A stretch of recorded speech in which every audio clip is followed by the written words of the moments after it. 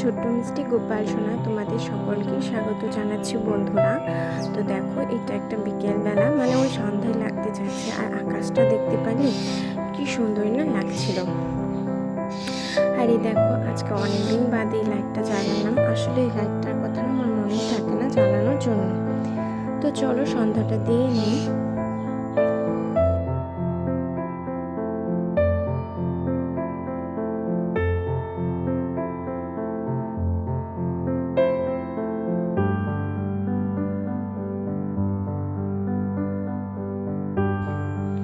আসনটা তো পরিষ্কারই করা হচ্ছে না, আর কাল বাদে পরের দিনই পুজো, তো আসনটাও পরিষ্কার করে নেব কালকে।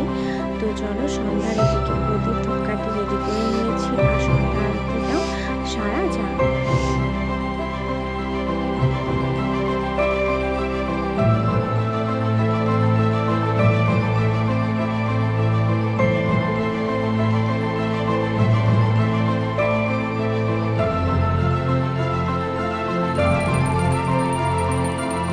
আজকে শেয়ার করবো গোপাল সোনার সন্ধ্যার সেবার স্মরণ।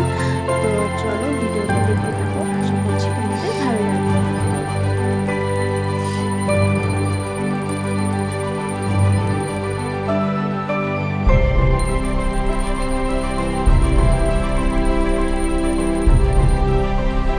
পুজো তো চলে এলো, আর মাত্র 2-3 দিন বাকি। তো গোপাল সোনার জন্য একটা জামা নিয়েছি, সেরকম কিছু নিতে পারিনি যেহেতু জন্মাষ্টমীর সময় নেওয়া হয়েছিল, আর দোকানে জামা তো খুবই ভিড় ছিল, তাই একটা জামা নিয়ে চলে এসেছি। কিন্তু জামাটা কালারটা আমার খুবই ভালো লেগেছে, আশা করছি তোমাদেরও ভালো লাগবে। আসলে এই কালারটা না গোপাল সোনার নেই, তার জন্য নিয়ে এলাম সিম্পলের মধ্যে। দেখো, এদিকে আরো দুটো শিং নিয়েছি, আর ওকে খাইয়ে দিলাম নিজের হাতে।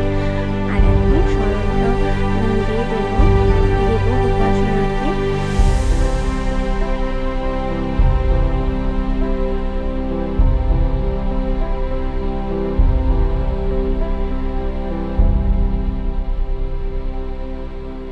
এই দেখো, এই জামাটা নিয়ে এসেছি হালকা সবুজের মধ্যে, বেশ ভালো লাগছে, আর এটা আমি পরেও ছিলাম, সেটাও তোমাদের সাথে শেয়ার করব। আর এই দেখো, গোপাল সোনার বিছানাটা পেতে দেব এখন, আর সব কিছু খুলে দেব।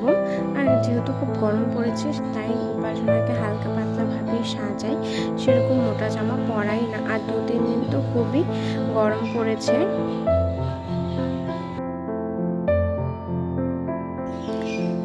গোপাল সোনাকে এখন ঘুম পাড়িয়ে দিলাম, আর মশারিটাও লাগিয়ে দিলাম। আজকে এই মিনি ব্লগটি তোমাদের কেমন লাগলো অবশ্যই জানিও বন্ধুরা। দেখা হবে গোপাল সোনার আর একটা সুন্দর ভিডিওতে। ততক্ষণ তোমরা ভালো থেকো, সুস্থ থেকো, ধন্যবাদ।